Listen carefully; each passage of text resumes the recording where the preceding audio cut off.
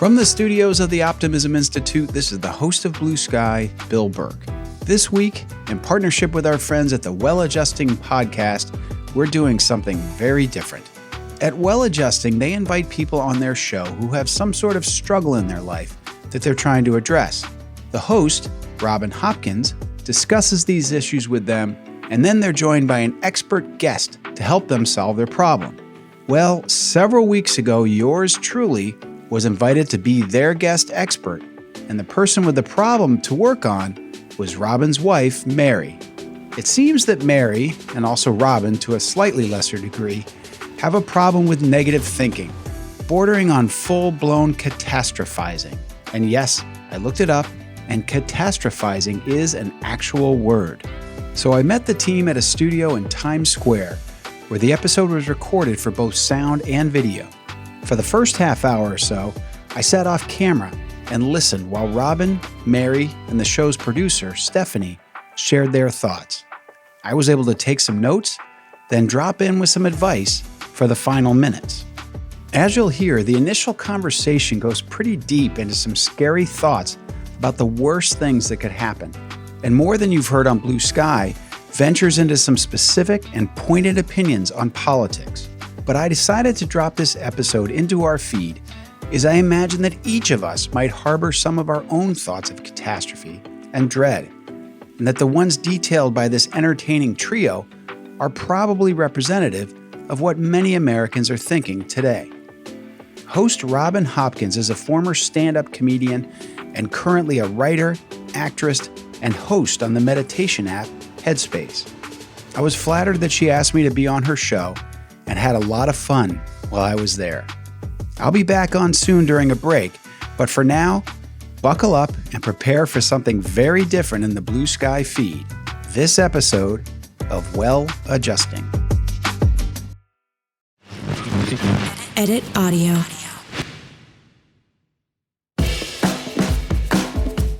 Hello, everyone. I'm Robin Hopkins, and this is Well Adjusting, where I talk to people about life stuff, but not in an NPR way. It's more like we're at the bar, having cocktails, getting into your business sort of way. It's giving drunk NPR. Oh, and producer Steph is here too. Hello. Today we chat, well, how to find optimism during dark times. Well, hello, everyone, and welcome to another episode of Well Adjusting. And I'm not going to lie, this one is a good one, all right? So my lady friend, the one who stands by me even when I'm annoying, which is quite often, she is here. It's Mary, my wife, Mary. And what I'm going to say is initially, this episode, it was going to be all about how Mary is a bit of a catastrophic thinker. But then the more that we prepped for the episode, the more that I was like, I might only be like 5% actually better than Mary. Like I'm not great here. So what we decided to do for this episode is we're going to kind of flip the script a little. Producer Steph is going to drive a lot of the questions. Hello. Which, by the way, I'm still me. I'm still going to like butt in and be like, all like, wait a minute. We are who we are. Yeah. we can't stop that. But the goal is to see if we can help get me and Mary to be a little bit more of a hopeful place during like what I like to call the dark days. Okay. I have to start by first saying, hi, baby. Hi. Even though we spent all day together, I got to say hi, baby. I'm going to say hi, Steph. And then I'm going to say, Steph, take it away. By the way, in the script, I now have Steph harasses us with 1,000 questions about our darkness. Well, wow. I don't have 1,000, but I do want to know, is this, like, are we in a moment of dark times? I certainly am. I'm definitely feeling like a lot more... I mean, I think some of it is like menopausal, like I'm feeling sort of hormonal, and I definitely have the like, well, what are we all doing? What are we doing here? Like, what's the point? Didn't I do this yesterday? But, and I do have concerns about the upcoming election, the like redo, rinse and repeat from 2020 and the end of civilization and climate change. So obviously I'm worse than Mary is what I think we just got to in the intro. You're an amateur, please. Are you feeling like it's dark times right now? I feel like it's been dark times since we decided to have children. Wait, what? Okay, valid. Because if it's just us and the world burns, oh well. Do you know what I mean? But like bringing other people in. But you bring other people in and now you're responsible. Yeah. And that was a big thing about us deciding to have kids. Yeah. Blackest vision of what the future holds is hard for me to let go because I cannot be convinced that it's not going to happen. It might be less black, but I feel like I have a very vivid imagination for what it could be, and it's terrifying. And I feel super conflicted about having kids that we brought them into this and that they're going to have to live You're through right. It did start there. Although I do want to say this. I'm telling on Mary already. What is it? Minute 2 of the podcast. Yeah. But it's like there was this one, and we call it the hot dog story. So there was this one day, it's just the 2 of us. I don't think we had Maxine yet. I'm almost certain we didn't. Living in our 1 bedroom in Hell's Kitchen. And she's in the shower and she's going, do we have this? Do we have this? Do we have this? And I was like, babe. And then she finished the sentence with, and we have no food. And by the way, all of this is with her head like half out the shower curtain, like so fuzzy. And we have no food. And I walk over, because I am me. I walk over to the fridge and I open it and I'm like, we've got eggs. We have this. I'm like, there's hot dogs. And then it was like, there's delis on every corner. And as soon as I got to hot dogs, I was like, this is insane. What is happening right now? And then she started crying. And then she was like, I think I'm feeling very overscheduled, because I come from a place of like, I say yes to almost everything. And she came from a world of very quiet and didn't really have much of a social life. And I said, okay, great. I said, we can handle that. We can cut this and we can cut this. But we now use hot dogs as a shorthand for when one of us, usually Mary, is in a place of just like that, like that vibrating place of you're not operating from logic, you're operating from all I can see is the worst possible thing, fear. Yes. So when you have, like, let's use the hot dog situation, you didn't have children yet. No. So this is the catastrophic thinking is tied to anxiety pre-children, but children has escalated it. No, I remember when she was pregnant and I read about peak oil. Peak oil. You remember the peak about the peak oil? And I was like up all night reading about peak oil. For all of you that don't know what it is I don't remember this what it is. date in the future. You don't even remember what it is. You don't even. I just remember the phrase peak oil. So in some date in the future, and it was not like in 2736, it was like in our lifetimes, the world will run out of oil. There will be zero oil left. So it is the peak of when you have oil, and from that point on, then you're just using what's left. Yeah. But I think Steph's point is that it was happening before that. Like you were No, that was just regular anxiety about I come from a place where nothing happens, no one talks to me, and I do nothing. And she lived a life of every single minute of every day was spent with somebody doing something or planning something. And so that was just my anxiety of moving from total introversion to being with a total extrovert. But how did it get from overscheduled to there's no food left? And by the way, as soon as she gets to no food, it turns into you're going to shoot your neighbor for food, and then you're eating. You're am I conflating my introversion extroversion thing with hot dogs with having to shoot our neighbors. That's a different thing. I want to hear that one. That's because everything is like climate change. All of it. The Christo-fascist world that we're about to enter with Trump, and we're going to have like Mobutu and the blue helmets, and they're going to come after. It's going to be Gilead, and it's going to be all of that, and it all comes down to, should we get a gun or should we not have a gun? We're not getting a gun. Like money is going to have no value. It's just going to be ammunition and gasoline are going to be the commodities that are going to matter, and and so I'll follow this train of thought all the way until it comes down to, will I kill my neighbor for what's in her pantry? And I realize I will not. That if I had the ability to kill her, I would have killed myself.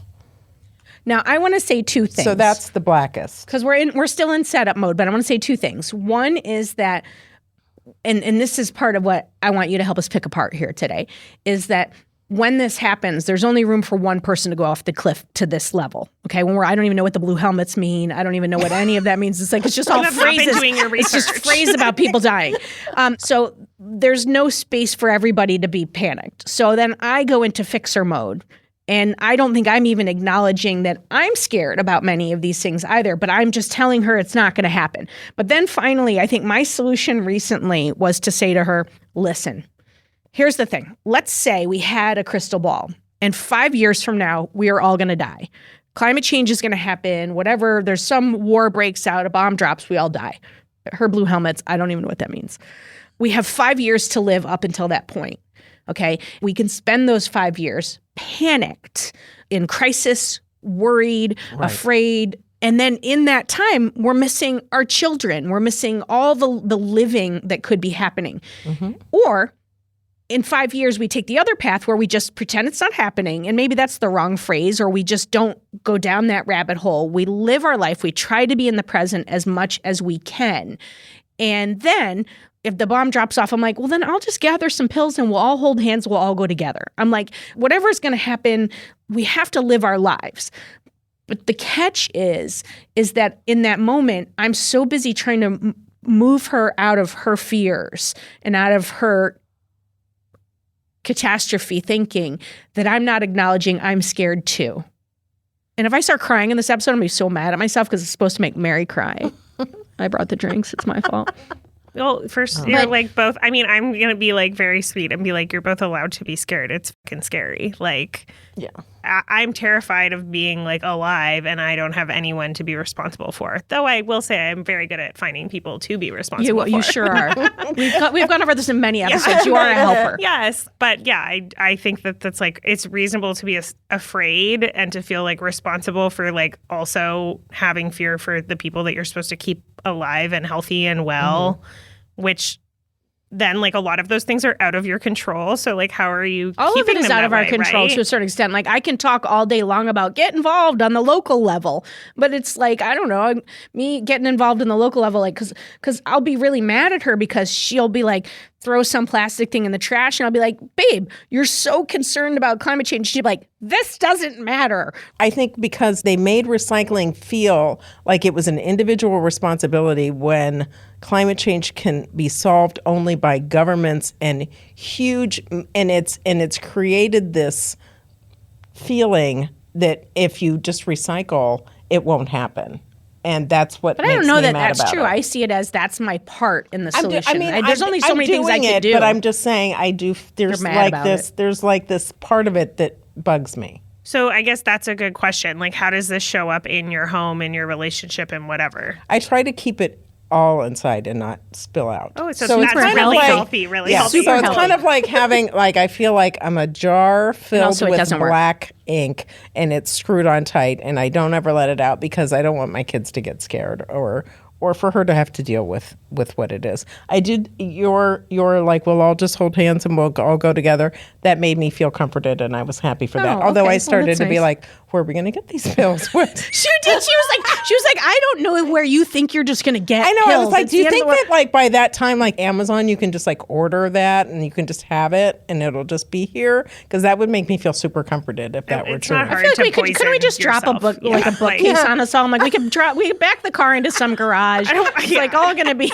I don't want to get into the myriad of ways that we can all kill ourselves, but I know, but it does speak to some kind of weirdness that I find that comforting.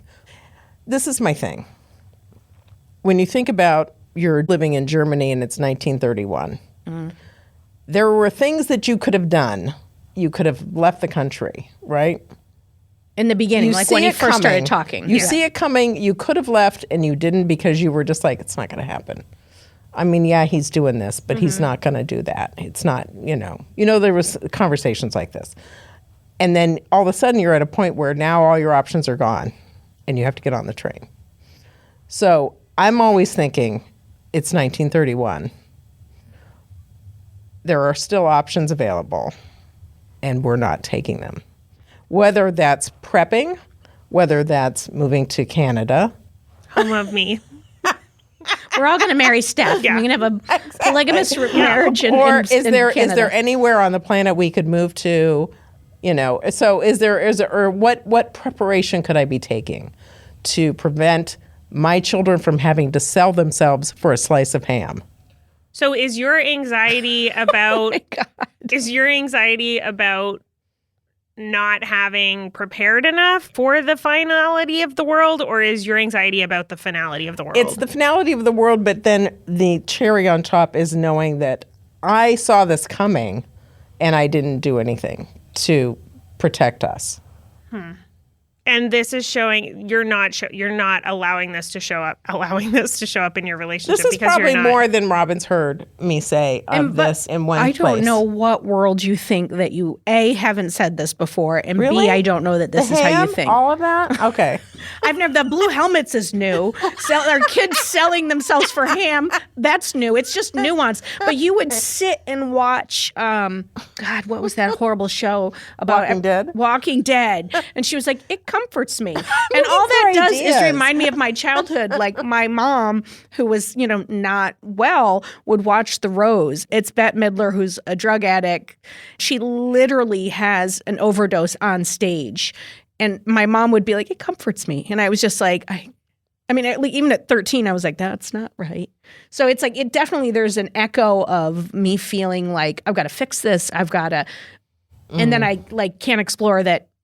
And don't mean to make it all about me, because it's not all about me, because this is a real fear. And it's like, but I think it's a real fear for a lot of people. Yeah. This is just a little next level. I feel like keeping my black ink in my jar with the lid on tight is the only favor I can do her. But I think you keep the lid on tight, and you do not. It seeps and it's not out. that it seeps out. It's just, I know your personality and I know who you are, and I can tell where you are. And so it's just not possible, But it's also like the idea that if you don't talk about things, no one's checking you. No It's one will getting check worse. it. Yeah, and it's like, well, that is still existing and it's still coming out. Like your kids know when you're pissed off and stuff.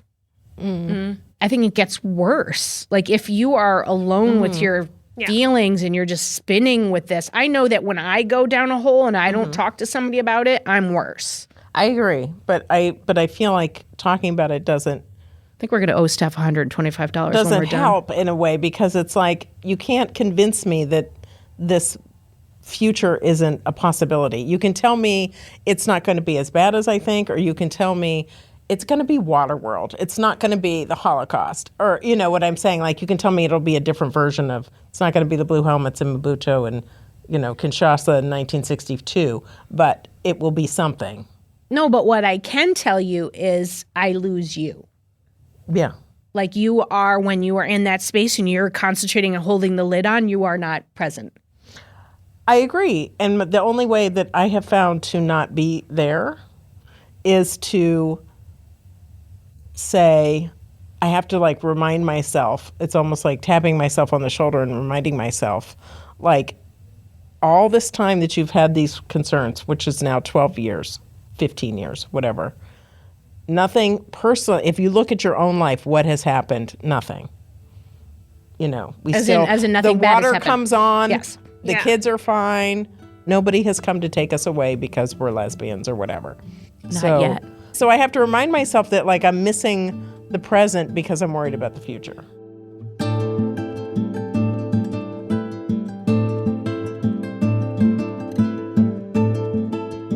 I feel like we both can't live in that space. And I feel guilty that I have occupied all of that space and you haven't been allowed to have any of that space. Don't feel bad. I didn't even know I was having feelings until we started, because I was like, oh, Mary's a catastrophist. Let's get her in here. And then as I was getting ready to write the script and stuff, I was like, actually, I do have a lot of these concerns. And so it's like, mine is less about the climate change. I have faith in scientists. I have faith in that there may be changes that we can't even dream of right now. Like when I was in college, I could not dream that my phone would take these videos and I could record people and people's lives would be ruined with my phone. I could not dream that was even a possibility, that there has to be that for things like climate change.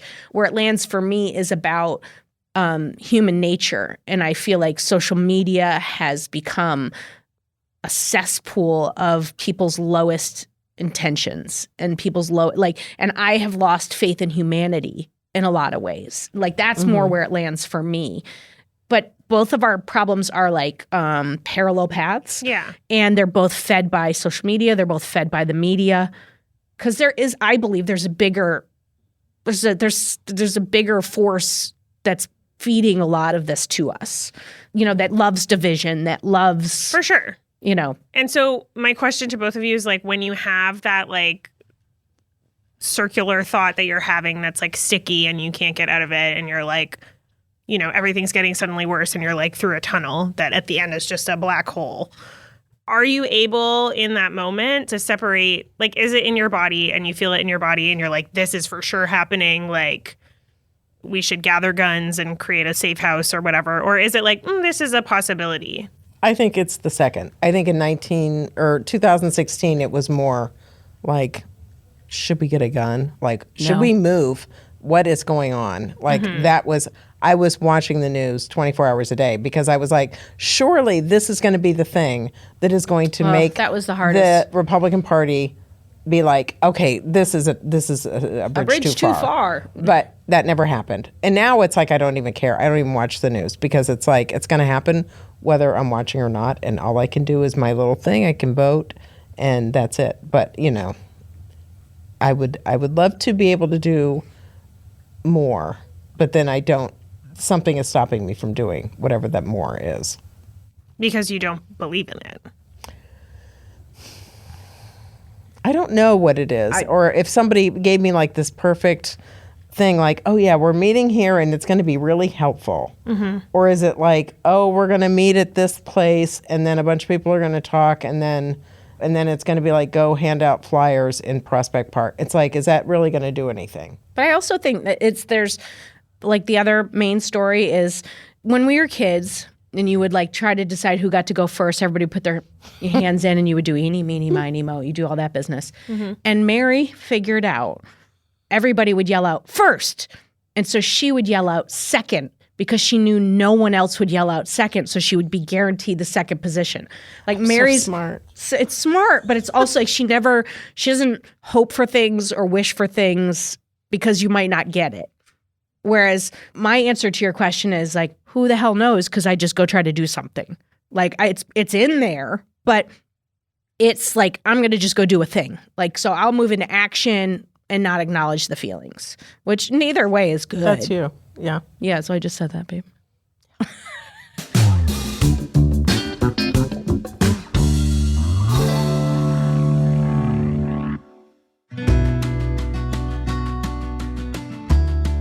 Okay, so that was a lot to take in. Blue helmets, 1931, black ink, ammo, gasoline, shooting neighbors, and selling kids for a slice of ham. Wow. As I sat off camera taking notes, I had to wonder if I'd be able to help these three at all, or if I'd get torn to bits during my drop-in session. At this point, they asked me to enter their circle and take my seat.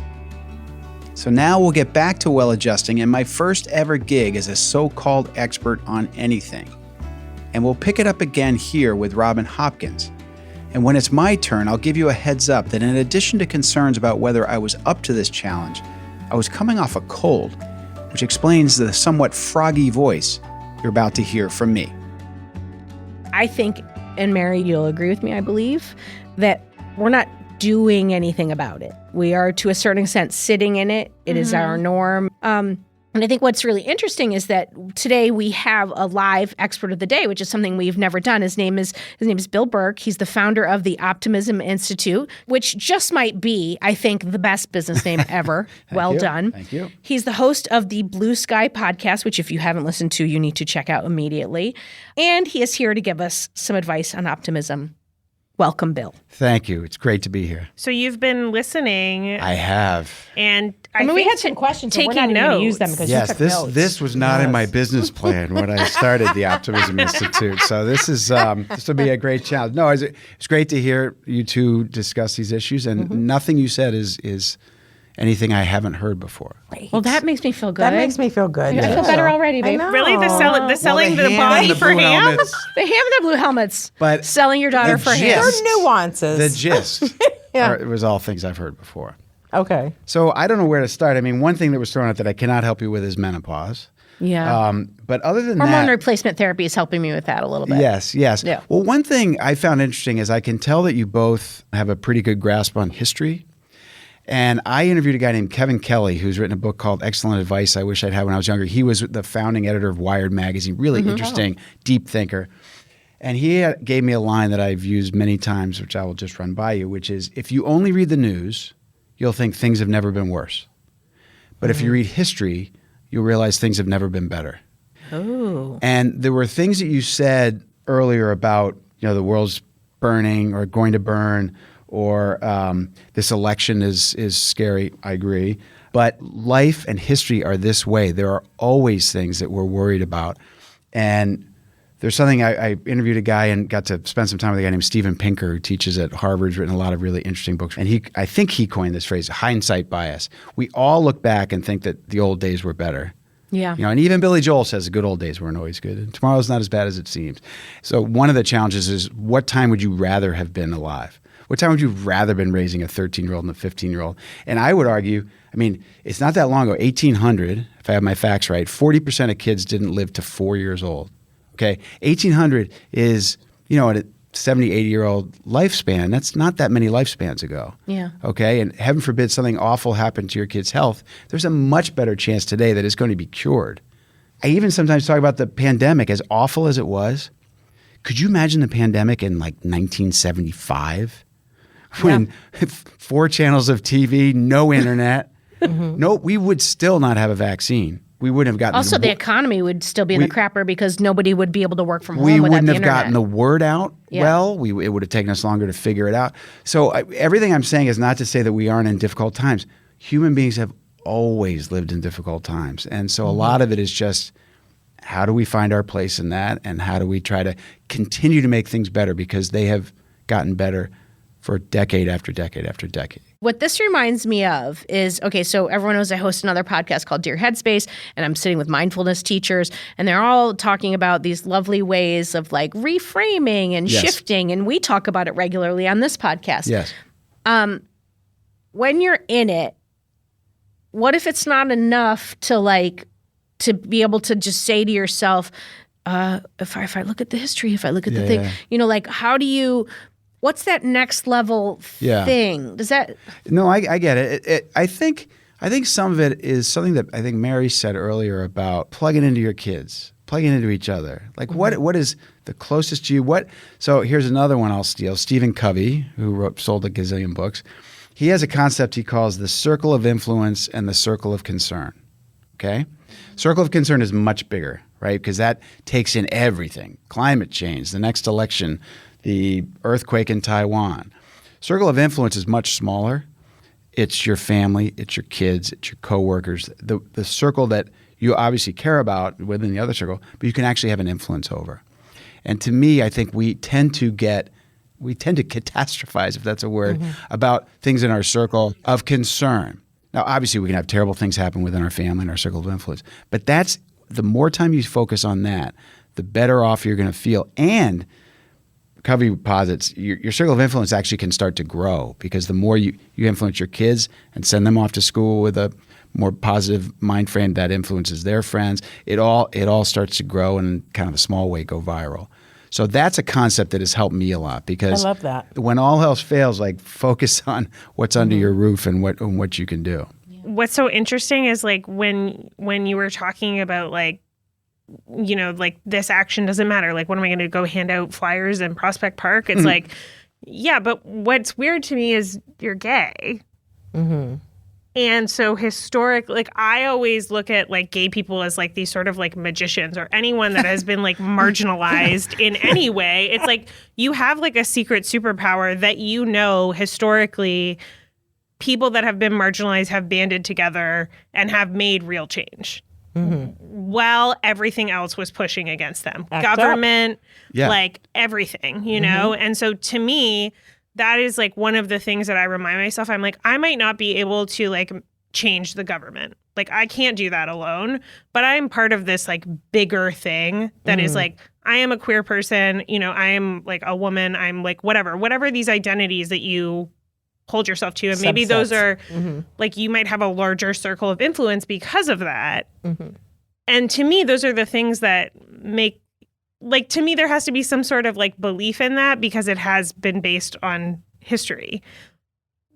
The problem I have, However, is coming. the problem I have is that sometimes I'm like, okay, I have to just, I have, now I'm just talking about, I'm like, fix me too. Yeah, let's go. Yeah, Bill, come on. But the problem I to have, Brooklyn Bring it and keep on. chatting. the problem I have is like, and I think you will probably have this too, is like, I can concentrate on my bubble, you know, I can concentrate on like the people that work with me, my friends, my family, and I can feel fulfilled. But then I see that I'm part of these other groups Sure. that are being harmed. Yep.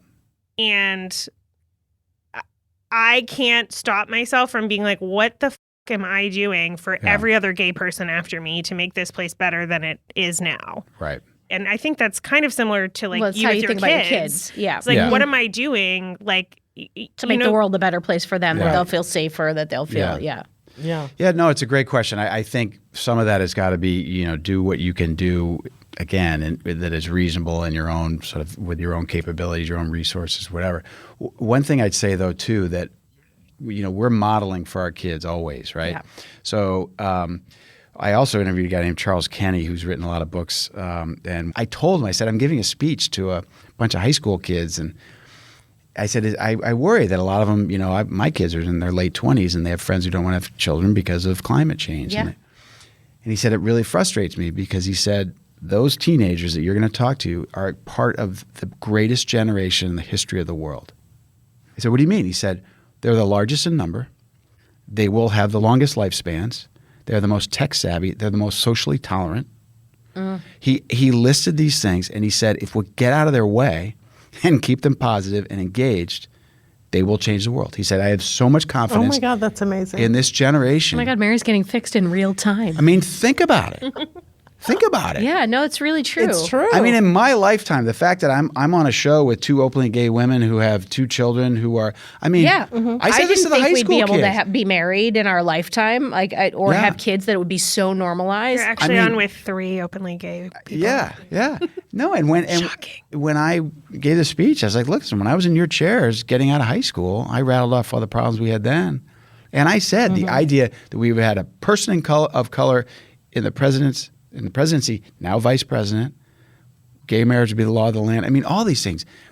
And we take these things for granted at our peril, I think. I think it's important Yes. to at least, not to rest on laurels because there's still big issues, but at least realize how far we're coming and look to your kids' generation as, wow, you guys are going to take it to the next level on all these things. Yeah. It's almost like both things can be true. Like Yeah. Yes, exactly. It can be something that we still have to fight for course. and make better, but we can also hold true that it is better than it has been. Exactly. Yeah. just holding the space for anybody. And are you saying it's our kids or your kids?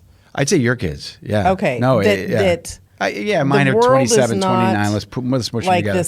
this dreaded doom No. sphere, No. but that they have the power to. Yes. That they could make that change. Exactly. And another thing they have the power over, and you referenced understandably social media, and I think you used the expression as being fed to us. Absolutely. Yeah. But we're eating it. Like, Oh, what's your least 100%. favorite food? Twitter. No, I hate blue Ham. cheese. Yeah. If you came over with a spoon of blue cheese, I'm not eating. I'm Yeah. sorry. I will.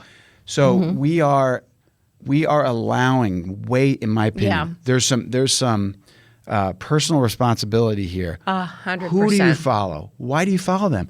I was talking to a friend the other day. Did you hear what Trump said yesterday?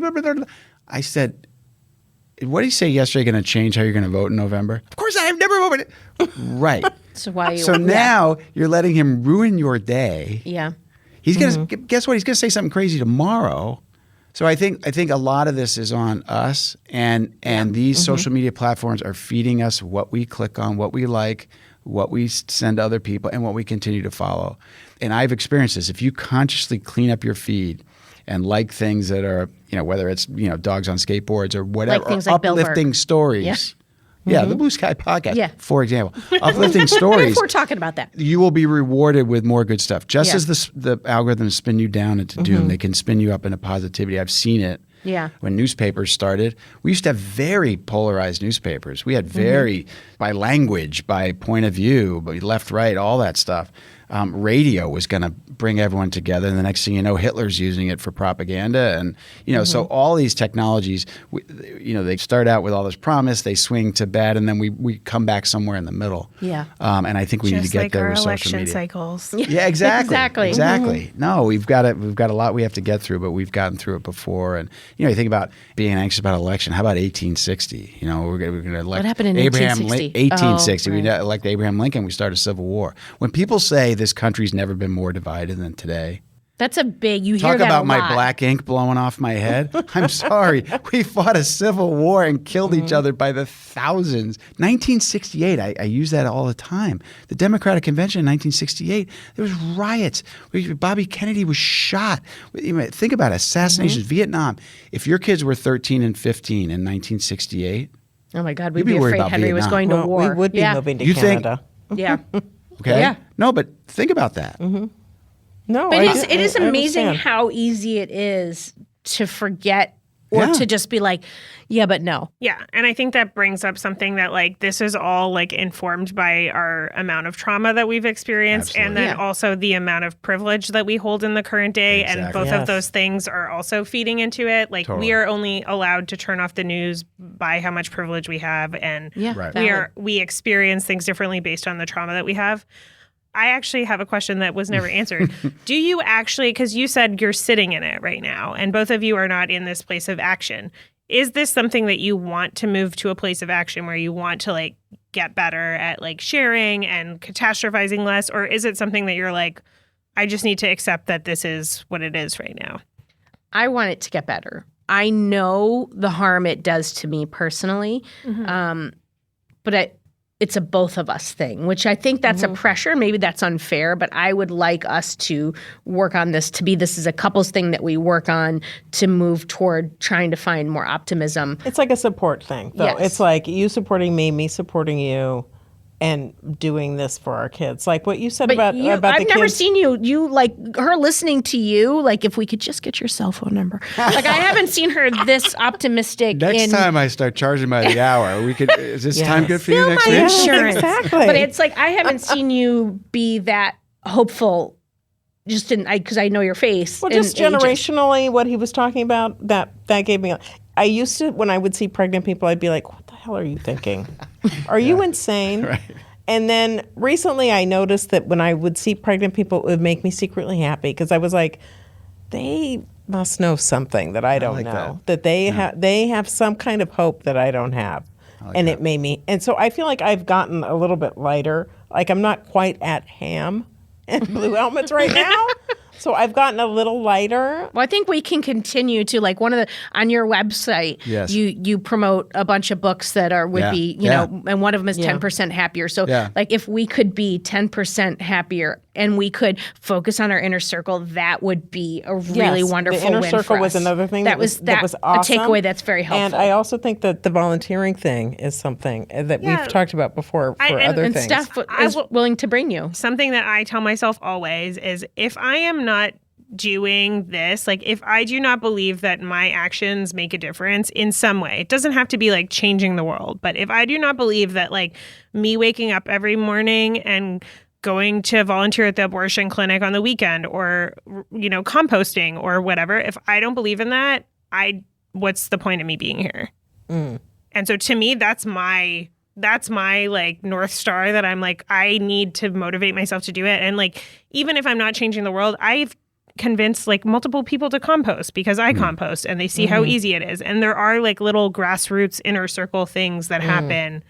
It's just hard to see that when you're out here being nothing I do matters and the government is horrible. Right. No, when you see everything can you're only gay. be solved by the government. I love how that's your superhuman. solution, but you're There gay. is collective bargaining in your group Yeah. And it makes a to make difference. change. Well, I want to say this. I want to say, Bill, tell people where obviously Blue Sky Podcast, but Yes. tell them where they can get you, all that Yeah. stuff, because everything you're saying is delightful, and we're going to thank need you to come over later. Thank you. But not in a weird way. It's the Blue Sky Podcast from the studios of the Optimism Institute. So if you want to follow online, it's the Optimism Institute is in the feeds, and then the Blue Sky Podcast available wherever you get your podcasts. Amazing. Yeah, it's love been it. it's been great. Thank you so much for sharing all of Thank that. you. And thank you to our guests, Mary and me, thank you. for being on today. And thank you, Steph, for taking over the I will role just say, of Bossy Thank you, pants. Bill. Thank you pleasure. for giving like optimism to the world also. Because Yeah, Thank you. exactly. clearly it's we like need the good, it. It's the good work, though. You're doing the Thank good you. work. I appreciate it. I'm And enjoying thanks, it. Mary, for being a good sport. Robin, I'll thank you later.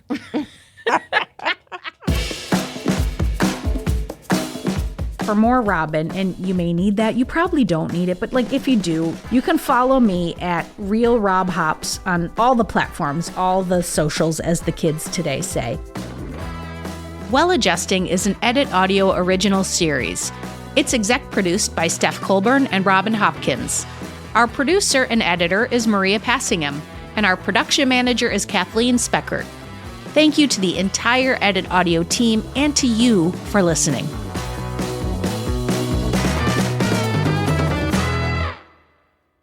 Oh, hey, before you take out those AirPods, this show is just for entertainment.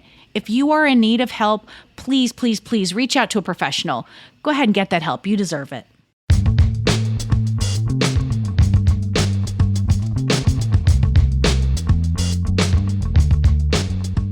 Well, that was quite an experience. I like to think I helped here at least a little, and if nothing else, I had a lot of fun meeting some interesting and honest people.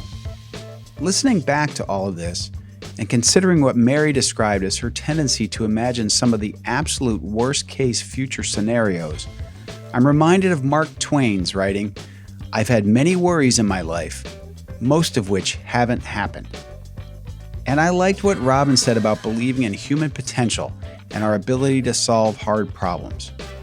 I also like the idea that rather than simply worrying about the youngest generation coming up today, thinking instead about their incredible potential and shoring them up to do the important work that will be required of them for our world to continue to improve.